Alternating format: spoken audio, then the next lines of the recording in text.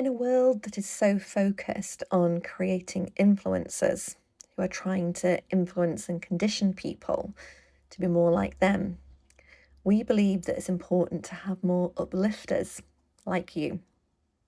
Uplifters encourage people to believe in their own strength and be their own self. They bring and create upliftment in our society and cast a ripple of positive transformation into the world. So, thank you ever so much for joining us, Anand. Welcome to our IBIU Uplifter community. It's really lovely to have you with us. We really want to feature some exceptional people on this channel. And we feel as though you've really got some extraordinary stories that you might be able to share with us on your own journey of upliftment. Now, a little birdie tells me that a few years ago, you were awarded a very prestigious award called the Mumbai Ratna Award. And Prahalad has told me that the meaning of this word is gem, like a gem of the city. So that just sounds amazing. So could you just outline for us a little bit about that journey towards you receiving that wonderful award? Yeah, first of all, thanks a lot for inviting me for this podcast. Very frankly, I never expected this. So when Prahalad first spoke to me, it was like a shocker as to why me and what's it that. Then I thought probably this would be a good platform for me to share my journey, what I have been through and what I have experienced myself.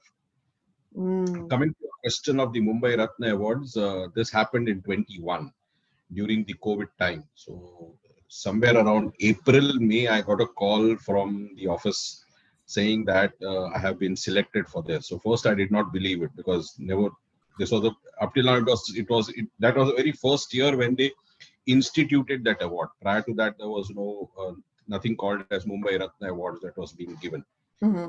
When I tried to find out more about it, I was told that the governor of Mumbai, the Maharashtra state, would be giving out this award. So I first thought it's sort of somebody's trying to play a fool with me.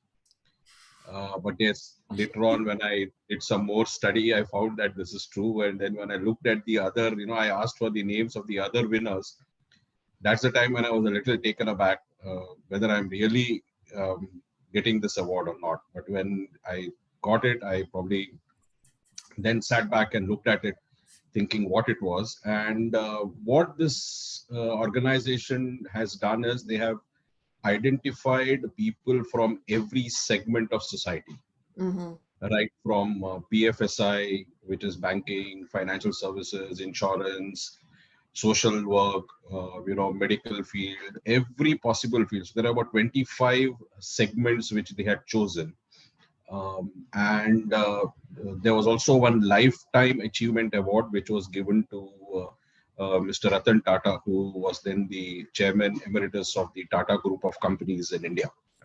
So, so they were noted builders, developers, they were noted surgeons, there were people. One was the chairman of a public sector bank who got it. There was a MD CEO of a asset management company, very renowned asset management company, who was awarded this. There were two very good national level singers also. So from every field, they selected one person who has contributed in some way for the upliftment of the thing of the city also, and from that particular field. So in insurance, I presume the jury had selected me, and then they communicated to me that whether I would like to accept that award. So once I got it, I said, okay, it's an honor that has been given to me. And that's how 19th of July, we were invited to the official residence of the governor of Maharashtra, because it was COVID time.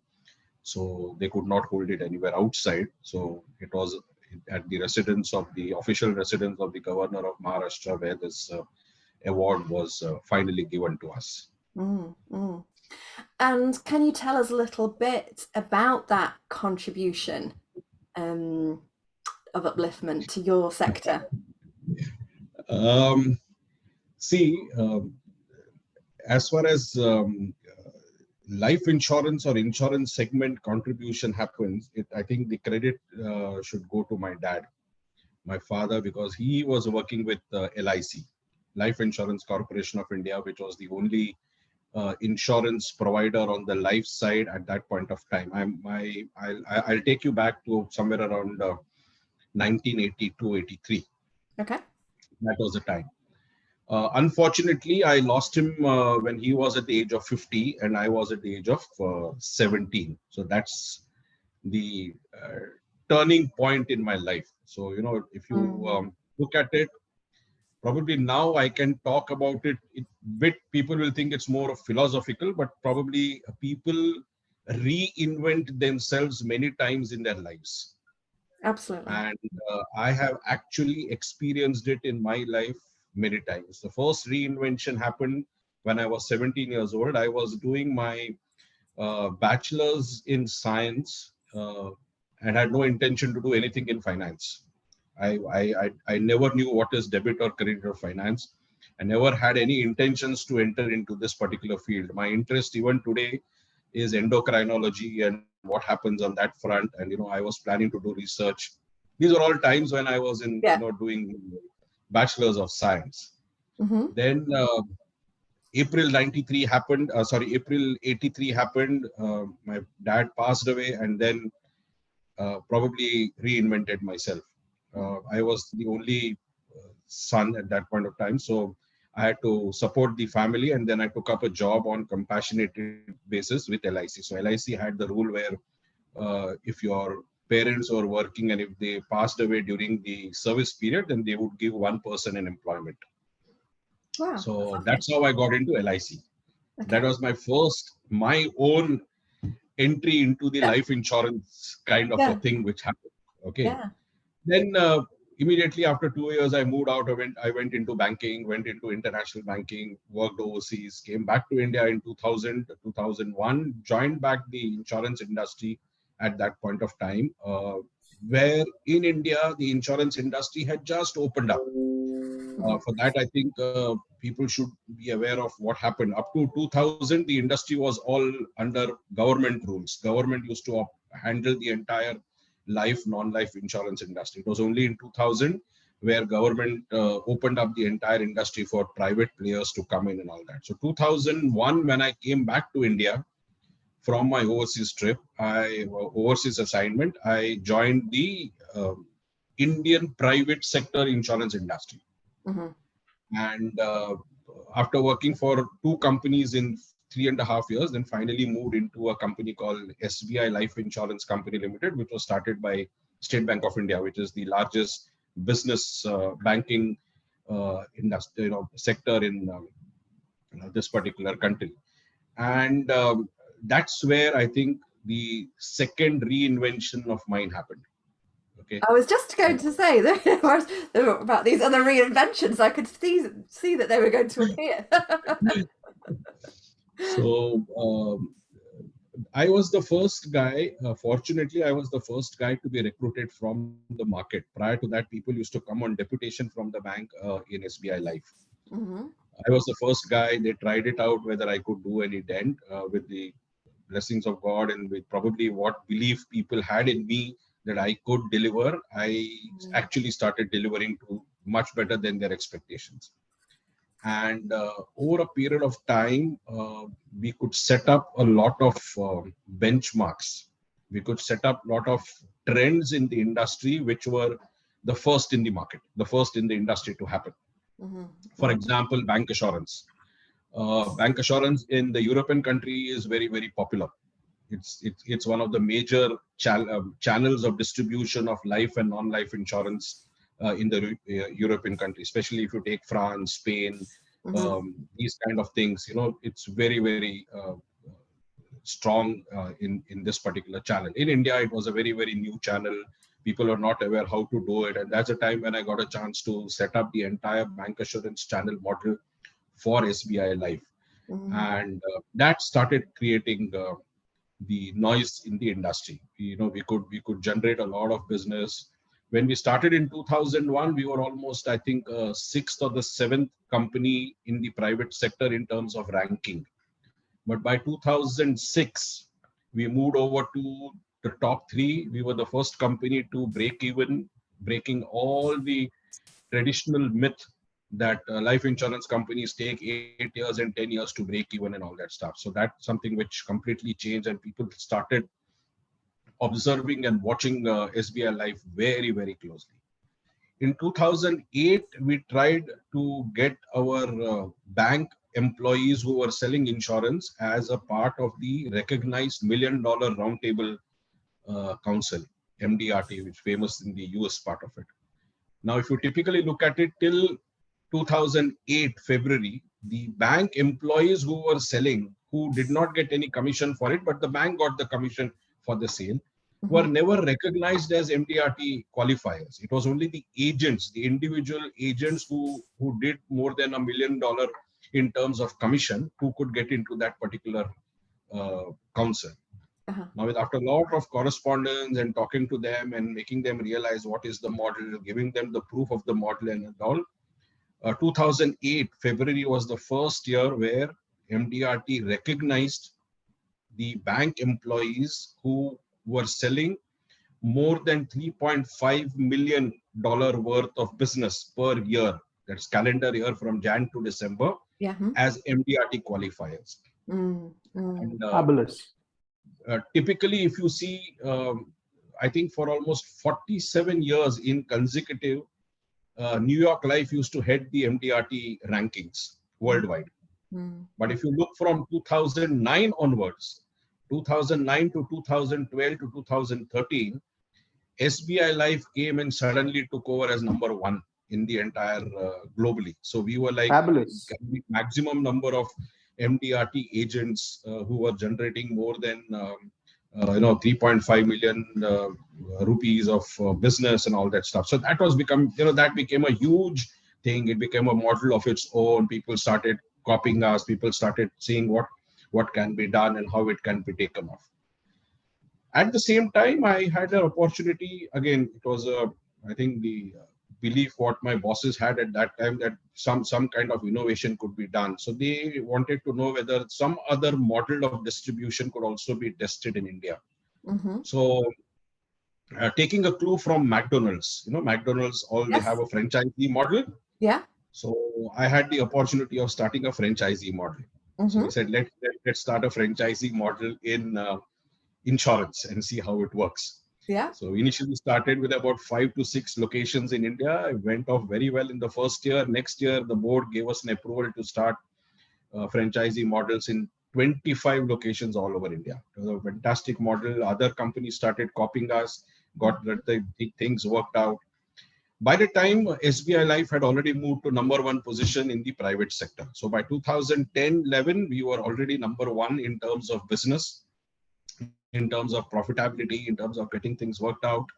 We were by far doing far better on all the parameters that normally a life insurance company is measured on. 2017, we decided to go public. So the IPO was planned and we did, and that was the largest IPO of that particular time. So in Indian rupees, it was almost like 70,000 crore worth of IPO that was brought out by us, where State Bank of India and my joint venture partner, BNP Paribas Cardiff at that point of time, just offloaded 12%. And the 12% gave them almost like 70,000 crores of money that came in through the IPO. So again, it was one of the biggest IPOs at that point of time, which people looked at, and the kind of multiples that we got was fantastic. So that was again a trend-setting kind of a thing which happened. Along with that, close to $10 billion worth of IPO, I presume, right? Yes. That was just next to, I think the only one bigger than us was Coal India in that particular time. In that decade, there was only Coal India which actually overtook us. Otherwise, we were the second largest after Coal India to come out with that kind of IPO. We also did a lot of work with the social segment category customers in the country, especially even in places like Mumbai and all, where you have large population of unorganized sector, which normally is deprived of these kind of insurance plans. For example, we have these auto rickshaw drivers, we have the taxi drivers, that category of people. We have the various small, unorganized sector people who are not, where the insurance thing was not available to them. We started working with them very closely. Then all over Maharashtra and certain other states, you have a huge self-help group movement. This is basically the women folks in the villages who come together to help the family by doing some small businesses in groups. Yeah. And normally these groups are in the lot of, say, 8 to 10 people in a group. So they form a group. It's a self-help group, and it's recognized by the government, and government also does a lot of activities with them. And we started covering these people for their life insurance requirements. So that became a huge thing for us. For example, we created records by covering 120,000 people in 90 days initially. Oh, wow. And suddenly when that became successful, the bank said that why not we break our own record. Then the same bank did about 252,000 coverage of people in 90 days. So these were the kind of things that we started experimenting and doing, and things getting. So where I think a lot of recognition for the company, and obviously I had the opportunity to lead that, so it was given to me. At the same time, I was also appointed in various committees formed by the regulator and the industry body for recommending a lot of things, changes and all that. So I think all this put together, what I thought and what was told to me during this award was that all this put together was looked at as a contribution by me done. Being born and brought up in Bombay, having spent my major time in Bombay, contributed things in Bombay, I think this is what they took it into consideration when they gave this award. Yeah. And what I fantastic. hear is, Sorry. Go ahead, Debbie. sure. What I hear is that, like, when you were saying, like, you're a bit taken aback and, oh, why am I getting this award? So there's a beautiful humility in that. And then I'm listening to all these things that you've done. And you've got this beautiful, like, innovative and pioneering energy. You've clearly delivered an awful lot of huge projects, and that's had an impact, obviously not just for yourself, but for many, many people. And they're just such, amazing qualities to have. Yeah, it's a fantastic journey. I mean, actually, Debbie, just to add to that, I mean, the innovations which he has come up with, he's pioneered so many things. So that's awesome, actually. And India is not an easy industry, unlike the Western hemisphere, where organizations, it's easy. You have to remember this. The customers are not easy. The stakeholders are not easy.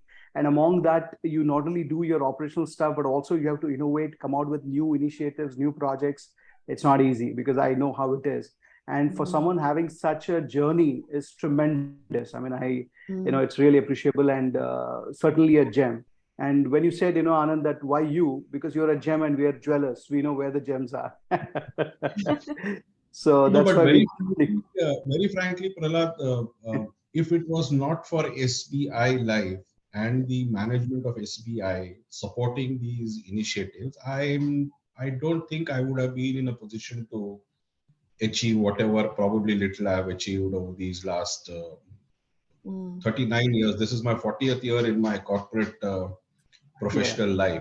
Out of that, I think 18 plus 9, 19 years, I was 18 years, 16 years I spent with SBI Life, and now 1.5 years with SBI General, which is another subsidiary of SBI. So they want me, this was started only in 2009. So they want me to repeat whatever, or maybe do similar things what I could establish in SBI Life, in SBI General. So this is a general insurance company currently where I'm working. And they requested me whether I could join here, and so I said, okay, let me give it a try, whatever I could do a little bit in life, whether even if say 20% of that, if I can do something in general, I probably will think that I've contributed some part of it for this company also. So that's the... You said a little bit earlier around how you felt that people around you believed in you What impact did that have? And what do you think might have happened if you didn't have those people around you? Let me just add to what Debbie said.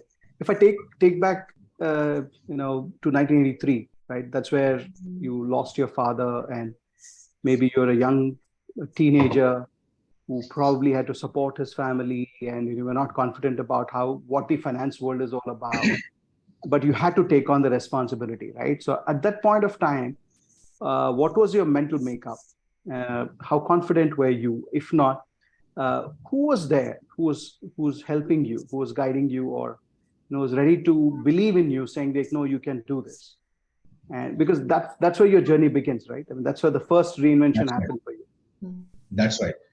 See, anybody at the age of 17 would never think that you are just an undergraduate. I was not even a graduate at that point of time. Yeah. Never even maybe had a wildest of the thought that something like this would happen to me at the age of 17.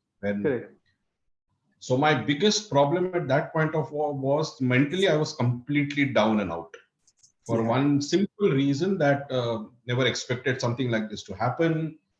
My second year Bachelor of Science exam was starting on 18th of December. 18th of April. I lost my father on 1st of April. So that was a big shock to me. At the same time, the big question was, now what? Because he was the only breadwinner in the family. My grandfather was there, my grandmother was there, my mom was there. So all of them taking care of the family. How do I do that? How do I go ahead? I don't know what would be my future, because very frankly, when the only breadwinner in the family is not there, you realize where you are. And it was like completely blank. Not knowing what to do. Okay. And if I now look back, I think everything that I have achieved till date would not have been possible if people around me, right from that point of time, believed in me that I could probably do something. Okay, just to give you a small example. 18th of April, I went and appeared for my second year Bachelor of Science exams. Absolutely not knowing what will happen. I just, whatever little I could study in those difficult periods, I did. I appeared, I passed. Then the question was that I had to now complete my graduation. It was the only year left. And taking science, we had to have a full day practicals 3 times in a week. And there was no way I could do that, because July Life Insurance Corporation of India offered me a job on compassionate basis. I had to take up that job because there was no other way out for me. Okay. So I said, okay, try to do that. So then I went to another college who were giving me, the subjects which I wanted. And I met the head of the department. I still remember his name. His name was Dr. Bhatt. And I just went into his room. He was not knowing me. I was not knowing him. And I just told him my situation. And I said, I have just 1 year left for my graduation. If you can help me out in some way, I would like to complete my graduation in Bachelor of Science. He looked at me, he asked me some questions, and he said, okay, I can help you only in one way. I will change the timings of the practicals. It will be from 7:15 in the morning to 9:30 in the evening every day. 9:30 in the morning every day. I want you to come for the practicals. I will give you waiver for attending the lectures. Wow. So that was the biggest, number one, I would say, a sense of feeling that probably he had in me, or rather he believed in me, that I would take full advantage of this, complete my education, at the same time also take care of my family. Okay. That is number one. Number two, see, it's like a scene. Cut to, I go to LIC, my first job. I've never seen what an office looks like. I never seen what is corporate protocol. I go, I still remember 11th of July, I go with my appointment letter. I'm the youngest guy in the entire department. It's almost, my college was in Andheri, my office was in Churchgate. So almost 35 kilometers to travel one way. Okay. Mm-hmm. So 10:30, I have to reach the office. I leave my college at 9 o'clock in the morning, catch the train, go to church gate, walk down to office, get into the office. I found everybody over 45, 50 years of age. I was the only guy of 17. Yes. Not knowing anything. I just Yeah. went and said, good morning, my name is so-and-so. This is my appointment letter. Mm-hmm. And the head of the department called me. He was almost, I think, 50, 51-year-old guy. Very nice guy, extremely nice guy. He made me sit, he made me comfortable, offered me a cup of tea, had a talk with me. And he said, okay, this is your seat. You'll sit here. And if you need anything, I'm here. You can ask me. So I think this is the second person who thought that probably I could be in a position to deliver what he thought I could deliver.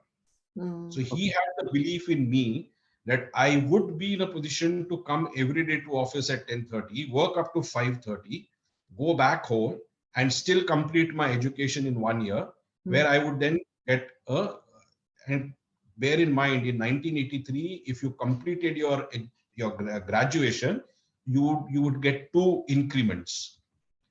And those Okay. 2 increments, financial increment was very, very important for me from my family point of view. Correct. Okay. In this period, what happened was I had a friend in my college, and we were very close. And I told her that this is my. She knew my issue, what it was. You know what kind of problems I was going. So she said, "Don't worry, you don't attend the lectures. What I will do is I'll keep a carbon while taking down notes, and next day morning I will hand it over to you so you can read what was what happened in the previous day."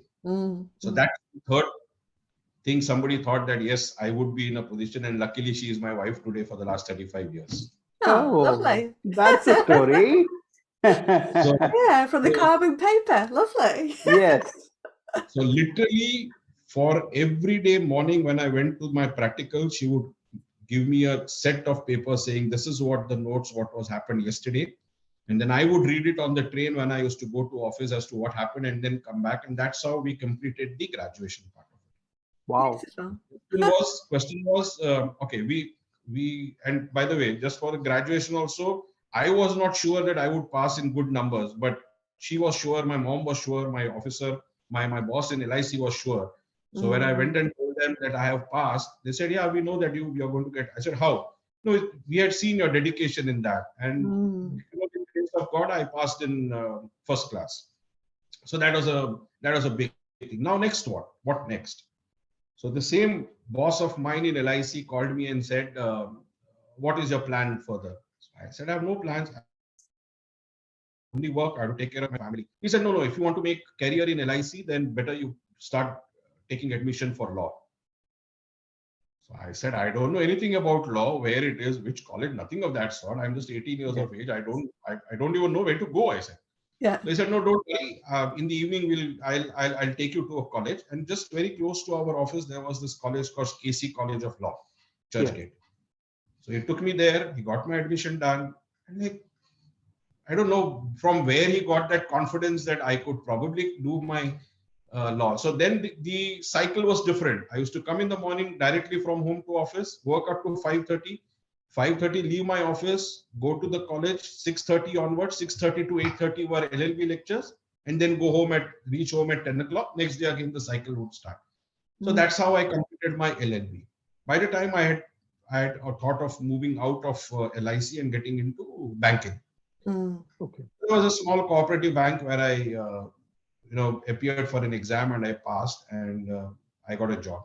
The problem was in the bank. In LIC, I was in the personal department. Nothing to do with debit, credit, nothing of that sort. Yeah. I moved to the bank, everything is debit and credit. Everything is balance sheet. Everything is, nothing is known. Like I was feeling like a fish out of water, odd man out, whatever you may call it. But that is the time when the officer in that particular organization said, no, you have done very well. Why don't you do one thing? You go and take admission for financial management. At that point of time, full-time financial management was a 2 years course. So I then again started looking out for a college who would give part-time thing, and then again joined KC College of Management, and then completed my financial management to understand what is finance, what is debit, credit, what is analysis, what is balance sheet, everything of that sort. And then Yeah. so that's how my banking journey started. So to 1986 onwards, my banking journey started, went up right up to 1998, 2000. So I worked in Indian banks, I worked in foreign banks, I worked in foreign banks in foreign country. So that's how I got the banking experience. And when India opened up in 2000 in insurance, I came back to India. So a Coming question back here, to Anand. So what kept you motivated to keep learning? Because you had a tremendous life in terms of the office hours, looking after your family, and then again, still, I know the travel. 35 kilometers, Delhi is not easy in Mumbai, so it's not the same, right? So it's like taking the tube in the rush hour in London. So that's exactly how it is. So you do that every day and in the night. And when you're done with the day, you still have the motivation to learn further in the evenings. So what kept you going for that? To learn law, to learn, the banking side of financial management and so on. What was it? Prahalad, right from beginning, my dad used to always tell me that whatever happens, you should keep on learning. You should always increase your knowledge. The dialogue in Three Idiots came much later, but my dad told me way back in the 70s, late 70s and early 80s, before he passed away, that if Saraswati is with you, Lakshmi will always follow you. So if you're fundamentally very strong in any subject, offers will keep on coming to you. You will continue to do well, and money will run after you. Don't run after money. Don't run after things. That has to run after you. And right from beginning, I had a inclination towards gathering knowledge. So it's not more of education part of it, but how do I gather more and more knowledge? For example, not only education, it could be many fields that excited me at that point. So even today, I keep on reading. I go through a lot of books. I keep revisiting books. That's one of my hobbies, so especially autobiographies. So I have a huge collection of autobiographies of people, and then whenever I feel that there is something which is bothering me, then I look at which guy and then go back to that particular chapter of those autobiographies and read. For example, G.R.D. Tata, Beyond the Blue Mountains, one of the best autobiographies that one can read. Jack Welch, that's another wonderful autobiography. There's one more beautiful autobiography of a very renowned IAS officer, which is Indian Administrative Services officer, called Unfinished Innings. It's about an IAS officer who had to resign midway of his career, but that teaches a lot of things in your life. How do you counter, how do you take care, how do you look at a particular problem, how do you try and find situation, what happens when you're pushed to the wall and all that. So that's my hobby. So I keep on reading, trying to find out what it is. Subsequently in my life, I started having one more hobby. So whatever books I read, I try and convert that into a PowerPoint presentation. Okay. So probably from 2005 onwards, I have been visiting management schools and various other places to where they ask me to come and talk. So I use these presentations at that point of time on what this book say. For example, there is a wonderful book which you would have read by Michael Goldsmith on What Brought You Here Will Not Get You There. Correct. Yeah. Okay. Fabulous book. Another fabulous book is Good to Great. So third book is Execution. So how do we make use of these things which have already been done and then use it in our day-to-day life? Is something which excites me at a regular basis. So even now, when I come across any good book which is there, I read it, I mark it, I create a PowerPoint presentation, I keep it with me, I use it wherever I feel, either for my own staff to motivate them, or probably to some other place where I'm invited to talk and share my experience. So I use these things. So gathering knowledge has always been and I always believe that till the last breath, you are a learner. You are never something who knows everything. And the day you feel you know everything is end of the day. So that's my belief too. So will you write your own autobiography? See, not only that, I genuinely feel, and my biggest hobby when me and my wife go for shopping in mall is that she enters the shop and I stand outside the shop watching people, how they behave. Ah. And what is the kind of psychology or a mindset they give behind. So I try to read that why is this particular person behaving in this particular manner, or what is the kind of action or a reaction that he or she is giving to a particular situation or a scenario. And I think that also teaches. So it could be a guy who's maybe a housekeeping guy in the mall, but he can teach you a lot of things which probably your MBA books might not teach you. Or he Absolutely. could be a cab driver who could probably give you some information or some knowledge which even the best of the Harvard research business reviews would not have given you. So I think if we are open for these kind of things to absorb, it's always better to get these things free of cost, because you don't have to pay anything for this. Just observe people, just try and talk to them, just show a little bit of concern to what they're doing, and then you can find out fantastic things which probably no institute or no MBA course can ever teach you. Mm. Mm. So you talked about sharing your PowerPoints. How else do you now share your wisdom and uplift other people around you? See, what I do is once I was in a position to probably save some money, and I thought that I should do something what other people have done for me in my career. Whatever I am today, very frankly, if somebody asks me what is your life, I always tell them there's a very, very famous English saying, a man proposes and God disposes. In my case, it is Anand proposes and God disposes. Lovely.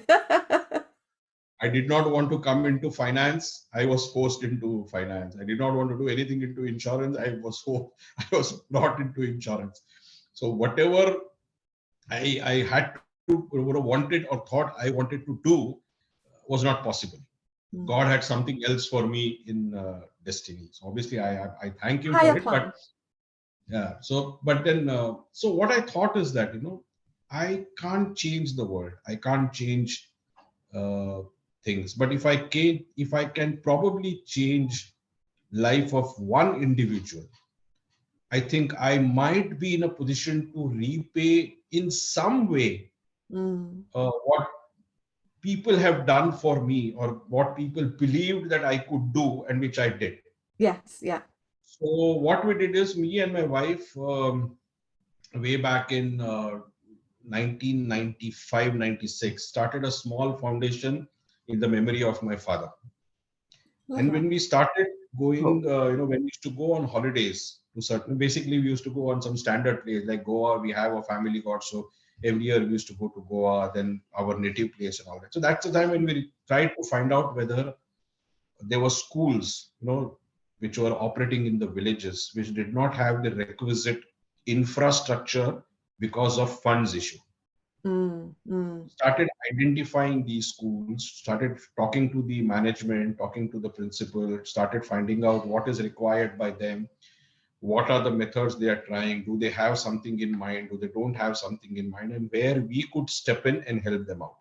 And I realized that the first activity which we did, you will be surprised, there is a big road junction in a place called Thane. Okay. No, it's a bridge. Yeah. Yeah, it's a place just outside Mumbai. It's called Thane, and there's a huge over bridge which is used by road traffic, and there are traffic below also.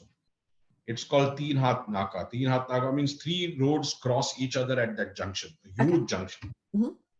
Below the bridge, we found that there were a lot of these people who were, just vagabonds and sitting around, antisocial elements at night and trying to create issues when cars used to stop at the signal and all that. And there was this organization who was trying to do something for these children, because the kids of these guys used to either beg at this junction, or they used to come and sell some small, like a pen or something like that, to people when the car stopped at the signal. Then we spoke to them, we found out what they wanted. They said, we want to do something for the children. So we said, okay, why not we start a school below the bridge? Mm-hmm. Oh, Okay. Yeah. How to do that? So big question. So then Yes. through our own contacts, we went and met the municipal corporation mayor of that particular city. We told them about the plan. We designed the plan. We gave it to them.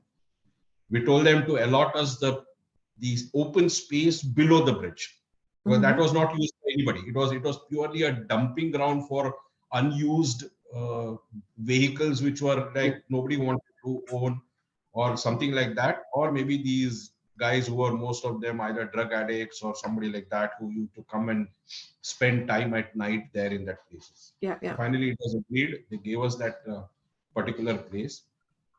Through our own contacts, out of these many 20-25 years of service, we approached a shipping company who had who used to regularly deal with these ship containers, the 20-feet ship containers. Yeah. Mm-hmm. And we asked them that, what do you do with these ship containers which you don't use after some years? They say, we sell it off. I said, how much do you get? He said, we get about $500-$600 per 20 tonner. Then we showed them this project. We said, can you help us in this? He said, how? We said, can you give us 3 shipping containers, Mm-hmm. 20 feet each, and we would like to convert them into 9 classrooms. So a 20-feet container was taken by us. We spent 2 lakhs of rupees per container, refurbished the entire thing, put up partitions in middle, created windows, doors for each one of them. And each container was converted into 3 classrooms. So Brilliant. 3 containers into 3, so 9 classrooms we did. Yeah. Mm-hmm. The problem was, how do you get these children who are begging on the road into the school? Yes. Yeah. Yeah. And we can't start with first standard. We have to start with, depending upon what age they are, we have to take them to that level and then ensure that they start getting into a formal school process. Yeah. yeah. Now, when we started first talking to these people, they refused to send their children because they were earning money from the children, what they were begging or trying to sell certain things. Yeah. Yeah.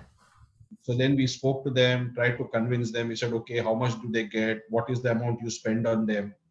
So then we looked at whether we can support 10 children. So not only me, but a few of us came together and said, initially, can we support 10 children? Yeah.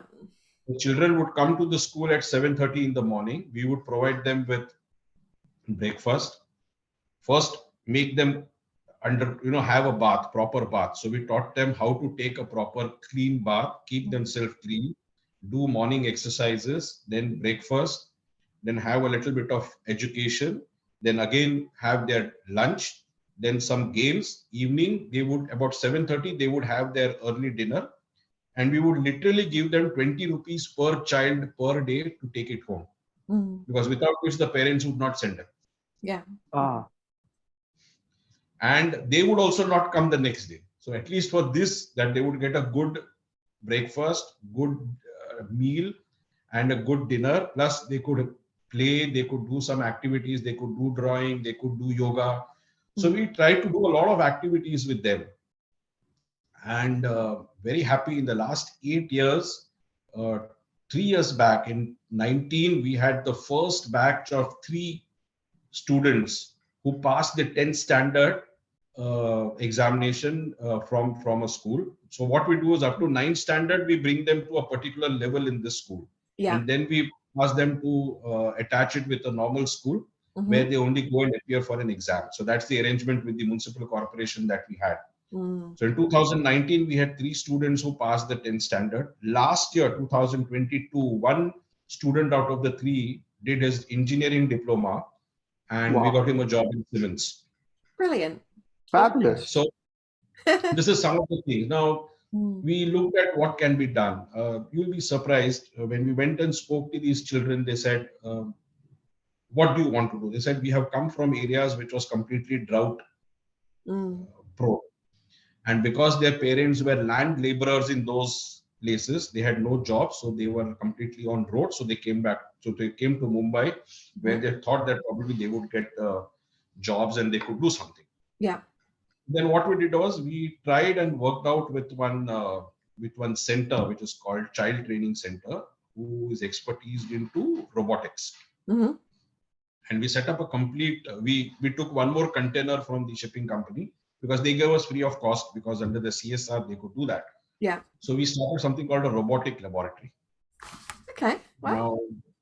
Now, if you go to YouTube, and the name of the school was also called as Signal School, because the school is at the signal. Okay. Okay, so the name Symbolic. even today, you go to Thane, Teenath Naka, it's a Signal School. You go to YouTube and say Signal School, you will find many videos of children, of the activities they do, and huge lot of things that they happen. And we started this robotic laboratory. There was a teacher who used to come and train these these students on what can be done in robotics. And in 2020, you will be surprised. We were surprised that when they participated in the All Maharashtra Schools Science Project Competition. Wow. Now, maybe just think about it. The children who have spent their entire life up to that age on the road, 24/7. Yeah. Parents are not educated. Nobody knows the value of education in the families. Are today in a position to get educated and try to do something for themselves. Okay, and while doing this, they want to enter into a science project competition. That was their wish. So we said, okay, we'll do it. What do you want to do? And they came out with a project where we were surprised. They said, we see a lot of water around Mumbai, but that's all saline water. It's not potable water because of the sea. Can we convert this into potable water without using electricity? Okay. And then there was a guy in our group who's an engineer. So he sat with them, took them to Thane railway station, and showed them how many people get into the train and get off the train on a daily basis. Huge amount of, because that's a final destination terminus for one of the lines in Mumbai. Yeah, I'm with you. So the students came back and they created one pad on which you start walking and you start generating electricity. Okay. With that robotics. Yeah. And with that, they entered into this project and started converting the saline water into potable water. From the steps of everybody that got off the train. Yeah. So one guy used to continuously start, and that used to start, and they had this complete apparatus which they created with all the microchips and all that put together, where this entire project would flow. And you will be surprised that they won the first prize out of 107 entries which came in. wow. And the prize was that these three children who actually did this project were taken by ISRO, which is the space research organization, in to Bangalore. their center by flight. They stayed there for 4 days, interacted with the scientists there, and they've come back. Wow. And that, probably you will not understand Marathi, which is a local language here, but if you can understand, you should go to this YouTube and see how these children were so proud when they said we won the first prize and we were, we could go to ISRO. First time in the life we sat in a plane. We were not aware how plane flies and all that stuff. And actually 4 days spent with them and came back. That's a time when I realized that it doesn't take too much to spend other than some time of your thing and maybe sharing some part and helping them to grow and build up. And again, having a belief that these guys can do something in their lives. Today, when you look at it, you go there, they're perfectly disciplined. Their parents no longer squat on the road. They are out of their drug habits. They have now gone into a reverse part of it, to getting into waste management. The students come at 7:30, leave by night 7:30 in the evening, follow the process, get disciplined. Wonderfully done, where the school is now getting awards after awards after awards in everything what they participate. And this transformation that you see from what they were begging on the street in the same signal to probably what they are today is probably gives you the maximum satisfaction that you could probably change one person's life in this society. You could have, I believe that, I personally believe in two things. One is that nobody wants to fail. Yeah. however bad the guy may be termed as. Guys are never bad, but they are always termed as bad. Yeah. So first of all, nobody is bad, and secondly, nobody wants to fail. Everybody wants to succeed. They only don't get the right channel or the kind of how should I say, a mentor or somebody to show them the path of what can be done by you and how you can probably reach that particular goal. So now we do a lot of activities with these type of small schools which are in rural India, where they don't have an access to the kind of technological upgradation that happens. So we try to, I collect a lot of these used computer desktops which are not used by organizations after 3 years, but they're in good condition. Yeah. Okay. And then create a computer lab. So I think in the last almost 5 to 6 years, we have covered not less than 1,600 schools where we could have these computer labs set up, getting these things done, getting a workout, getting the teacher, science teacher in that trained so that they keep on doing this, give them a Wi-Fi connection so that they can say today in many of the schools, where we do this work, you will find in science class, they don't sit in the classroom and understand science.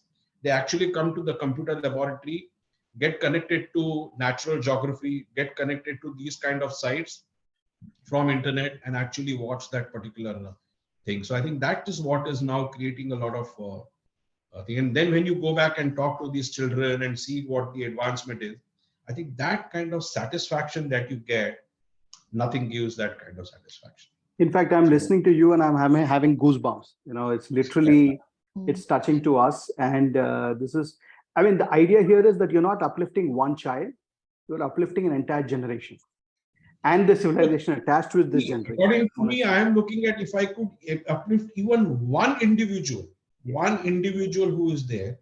See, I'll give an example. Why at that level? In one of the organizations, same SBI Life where I was working, there was a guy who was a security guard. And he used to work in the morning shifts. So when I asked him, why do you come only in because normally you will see that these guards work in 3 shifts, morning, afternoon, and night. But this guy used to work only in the mornings.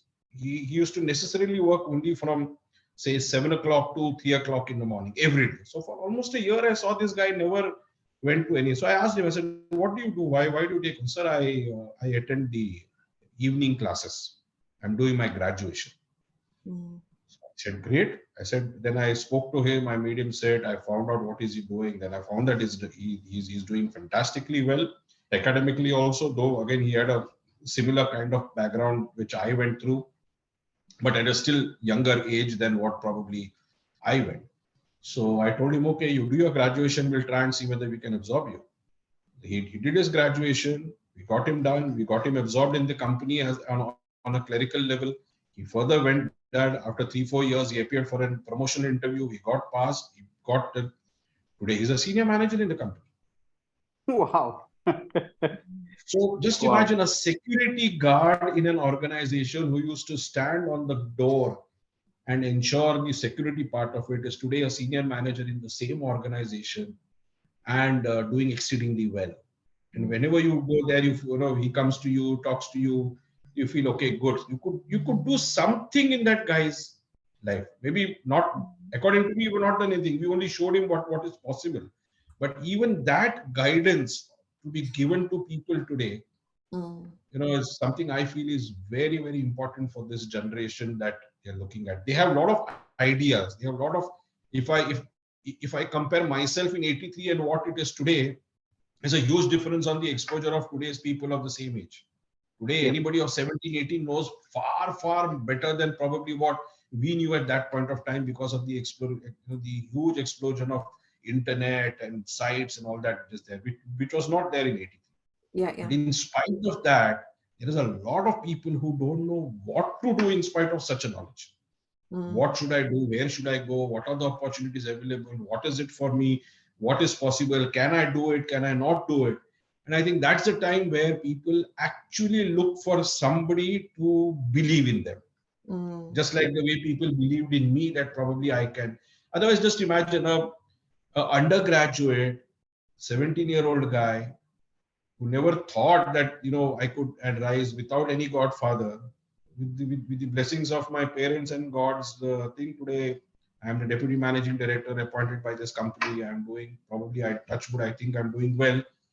If I could make one change with one human being, telling them that yes, I believe in you, that you will do well, I think that sense of confidence that builds in that person unknowingly. See, when my first boss spoke to me, I never thought, I thought he was a fool. He said, this guy doesn't know me at all. How can he say that I can do well? But probably he believed in me. My wife, who was there that time, she was, we were only friends, but she believed in me that probably, otherwise just imagine with my kind of background, probably I would not have even found a suitable girl to marry me. He had a belief that probably, yes, I will do well, I will prosper, I will get things worked out. My professor in the college felt that, yes, he could do the change and still take the risk just for one guy to be accommodated, and still he would do well. My current chairman of SBI, when he called me in SBI Life and said, you have done well, I want you to now move to SBI General and take. I said, sir, but I don't know. He said, no, I know you will do well. But I said, I don't know anything about general insurance. I know everything about life. He said, no issue. Go ahead and try it out. So he had belief in me that probably I could do it. And there are so many people that I think at almost every level of my career, I have found people who thought that, rather who believed in me that I could do it. Okay. Look at it. One more reinvention of myself is the year 2000. I was in Nigeria. I was working for a foreign bank called Equatorial Trust Bank, and three of us were Indians, including my MD who had gone from India. And this is again one of the turning points in my life. I was doing very well there. I was doing exceedingly well. Probably did something which no other bank at that point of time did in Nigeria in those small, in that short period. And one Sunday evening, when we were coming back from a meeting, in a vehicle car, we were suddenly stopped by some people with guns. We were taken as hostages. The car was taken. Whole night we were out. There was an AK-47 which was kept here for almost 4 hours. That if the car stopped, he would shoot me. So just imagine, like, nobody would think something like this can happen to you. Nobody. It probably now looks like a movie, something like that, like a fairy tale or a movie or something like that.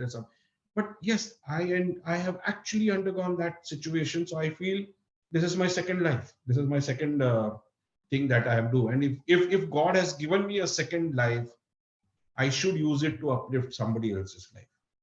Otherwise, that day itself, I would have gone. Probably. But you look at April 2000, you pick up any newspaper in Nigeria, and you will see that 3 top executives of a bank kidnapped and held hostages for over 8 hours, and then left near Benin border, and we had to come back. So that was another turning point in my entire life. There was a complete reinvention that something like this could happen.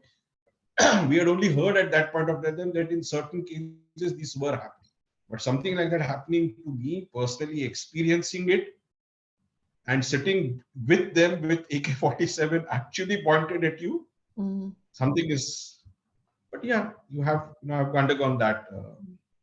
And so it shows that those adverse conditions can be those turning points into, I guess, another chapter and another elevation in life. It doesn't seem it in the crisis point, but they are like the catalysts, aren't they? Yes, absolutely. You have used the right word, Devi. All these instances that have happened in my life, right from 1983, are all catalysts of change. And it's always made me a much, I personally feel it's changed me a lot over a period of time. Yeah. It's changed me, changed my perception towards life, changed my perception towards others. How do I look at them? What do I do? So I never say I don't disbelieve you. I believe everybody till you break my trust. So I trust everybody on face value till you break my trust. But then if you break my trust, then I can't help it. Yeah. then No. then it is only you who can be blamed for it. But I trust everybody, and I say that, okay, I know that you don't want to fail. I am there to help you out, provided you do it. The doing has to be done by you, Yeah. and that's probably, I think, has helped me in a big way in my life. Mm-hmm. So you've obviously lived quite a life, and Two lives. yes, two. I apologise. You're right. Out of all of those experiences, if you had to distill all the lessons that you've learnt and leave one seed of upliftment, just one, what seed would you wish to sow to the audience listening in to this? The only thing I tell people is believe in others. That's all. Mm. You have to believe in others till they break your belief. Simple. Because the more you believe in others, the more you know that you are in a position to get the best out of them. Is the only way you say that you believe in them. That's all. The moment you tell a guy, even if he's on the deathbed, you go and tell him, don't worry, I know nothing is going to happen to you. Believe in me. I know nothing will happen to you. For that 5 minutes, you will definitely kindle that light in his heart that nothing is going to happen to him. Correct. And that 5 minutes, if later on, if you ask him, he'll say those were the 5 minutes which are the best part during that conversation. And if you can, any one of us can do that in the other's life, I think you have done exceedingly well for yourself and for the other guy. See, I can do everything for my own self, but if I don't do anything for somebody else, it's useless. You can have money, but if that money, again, my time with my dad was very short, but we were very, very close. He used to always tell me, if you earn more, it's not that your standard of living should go up, but your standard of giving should go up. Wow. Mm. And that's what I follow. So we'll dedicate that that seed to Dad. Yeah, because see, that's the reason I started this foundation in the name of my dad, and then a certain percentage of my annual income I transfer it in that foundation, and through that we do these activities that me and my wife like to do. But that's exactly what he said. He said, every time you earn more doesn't mean that you have to spend more. You try and see how you can give more, because the more you give, the more you get. Yeah. The more you get, the more you give. So that cycle has to continue. So you can earn any amount of money and keep it with you, but if you can't help even one guy with whatever that person needs, that money is useless according to me. Yeah. And that's what Anand, me and my wife. can you name the foundation name so that if our audience can know about it, and if they wish to contribute, probably they can. No, we don't take contribution from people. What we do is, if somebody wants to contribute, we can tell you the projects where we are associated with. Okay. You can directly go and talk to them and contribute. For example, if you want to do something for the Signal School, we give you the name and address of the convener there. We introduce you. We can come with you. But what I normally tell my friends and people who want to do is, don't do till you visit that particular activity and see for yourself. Right. If you visit that activity and see for yourself what those guys are doing, then what you give, you give with your heart into it. Otherwise, you give only because I am telling you to give. Correct. And I don't want that to happen. I want to tomorrow, say Prahalad or Ajay wants to do something, and you can decide. You want to do it for a school, you want to do it for home for the aged, you can do anything. There are so many activities that we get converted. Everything may not be funded by us, but yes, we try to get people around whom we know through our own contacts, and then we probably try and see how we can help that organization. There are a few home for the aged who want some kind of some help. So we collect people, we try and see who's doing CSR activity in that particular field. Correct. But I always tell people, don't give till you personally visit that particular activity, that particular project, see for yourself, look at how people are actually doing. And if you are convinced only then do whatever is required to be done. So my Yes. dad's is like my dad's name was Kamlakar Pejawar, so it's Kamlakar Pejawar Foundation. So that's Okay. now we have added mom's name after mom passed away. So it's Anuradha Kamlakar Pejawar Foundation. So that's what wherever activities we do, it's always in that name that we do. So what's the next step now? So you have any further projects or initiatives or planned up or something? See, projects will always come to you because now sometimes the people who have already got benefited, they will talk to somebody, then they find out the need, so they try and contact whether something can be done, something is possible, something is not possible. So my only thing is we'll probably continue to do the same activity that we are doing currently. And my own feeling is that the schools and the younger generation is the best population that one should do.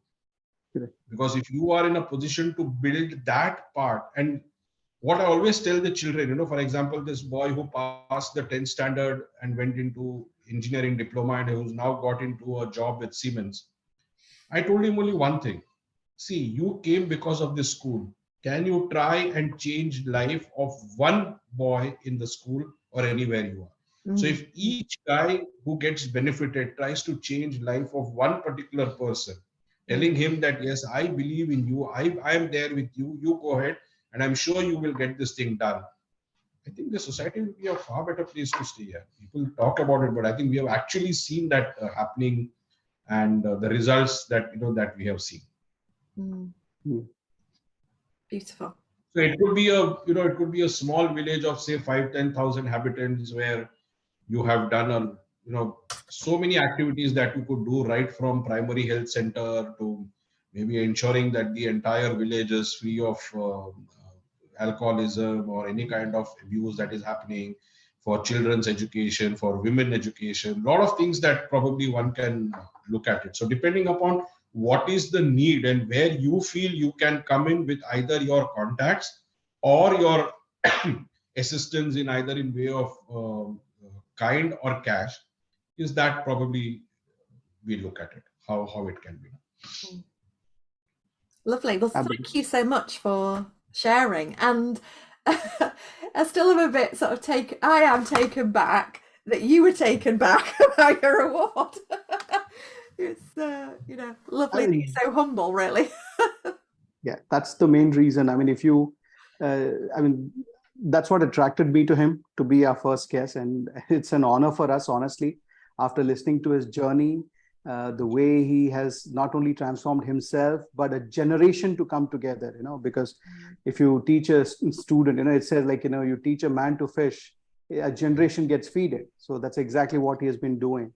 And what a fantastic journey, Anandji. So it's an honor for us. I think for our first guest, you are the best ambassador for IBIU Upliftment. I mean, I can say that certainly. And thank you so much. Thank you so much for your time. I know it's already close to or more than that. In fact, I think we've crossed an hour or more. So thank you so much for bearing with us and sharing your life journey and your projects and so on. So it has been really, really uplifting for us also. I mean, in fact, I knew a little bit about you, but I never knew about the signal and all the other stuff. And I had really goosebumps while we were talking about it. And you're a good storyteller. So you know the way you've been telling it all about. So fantastic. Thank you so much. Thank you so much for being with us. Thanks, Prahalad. Thanks, Ajay. Thanks, Devi, for having me. And I hope I've done justice to your selection, and whatever little bit of my life I could share openly. It's our honor, sir. It's our honor. I'm telling you. Thank you very much. Well, I would like to thank Anand. Really appreciate your time, and obviously very profound. I'm really touched because it's so deep, and it just aligns with what we at IBIU were thinking of having a guest who had all the qualities of somebody who was an uplifter and not just an influencer. We've been having a lot of influences in our corporate world, and that's how the younger generation has been conditioned to be influencers, but not uplifters. And through your story, we can definitely relate that you're a true IBIU guest and the personality who's an uplifter, and really appreciate your time and the thoughts that you shared with us. And I definitely feel that the audience that we are trying to reach out to will be benefited, and we would have more uplifters coming through with your story. Thank you so much. Thank you. Thank you.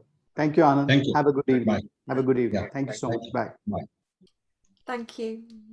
Thank you, Debbie. Bye. We hope you've enjoyed today's show and feel inspired to become an uplifter. Join us again soon for another episode of the IBIU Conversations with Uplifters. And always remember, I believe in you.